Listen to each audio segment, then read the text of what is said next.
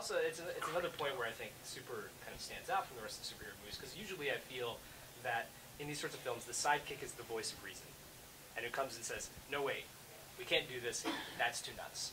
Yeah. Let's do this other thing instead. I just saw the Green Hornet a few months ago, and that's what Kato is there for, is to make sure that he kind of stays on track. But here it's very different. Yeah, I think that, within the movie, you're watching it and you're questioning whether Frank is a psychopath or not, because he's, running around bashing open people's skulls with the pipe wrench for butting in line or selling pot or things that are considered pretty minor offenses. And then he meets Libby, and she becomes his kid sidekick, and she goes around, and you realize suddenly that Frank actually has a lot of morals. He draws a lot of lines. He's not killing people. He doesn't curse. He makes sure that someone is truly a bad guy before he decimates them with his pipe wrench. And really just Boltie is out to beat the shit out of people, and that's what she wants to do. And so there's a big difference between them and their moralities. And the whole movie is about morality and what is right and what is wrong. And what is Frank's morality? What is Kevin Bacon plays Jacques? What is his morality? What is Libby?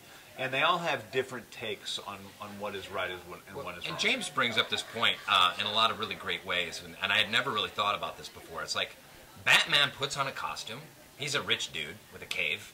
He gets in his fancy car, and he goes out, and he fights crime.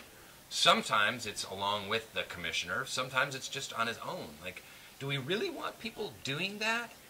Because what's the line between what makes that a superhero and why is that a superhero and not a vigilante psychopath? It's the costume, I think, in a lot of ways. And that's what makes it even worse. I mean, it's like you're somehow putting on the mask makes you an authority. And the truth is, that makes you anonymous and an authority. I mean, it's kind of like the internet, right? Where people go on the internet and they feel free to say whatever they want to say because people don't know who they are. I mean, people are meaner on the internet than they are in real life, because in real life you have to look them in the eyes. And I think that's one of the things that happens to Frank, is he puts on this costume and he becomes free to be who he really is, who he's always been afraid of being before. And what does that result in? It actually results in some good things, and it also results in some negative things as well. I think the way the film kind of it questions the pathology of the character, the psychopathology of the character, it brings back all the other points in which you're trying to inject a sense of reality. Because we can talk about Batman, right? But Gotham is a place that has never existed and no one has ever lived in. There has never been a Batman. There has never been a Batmobile. These kinds of things happen.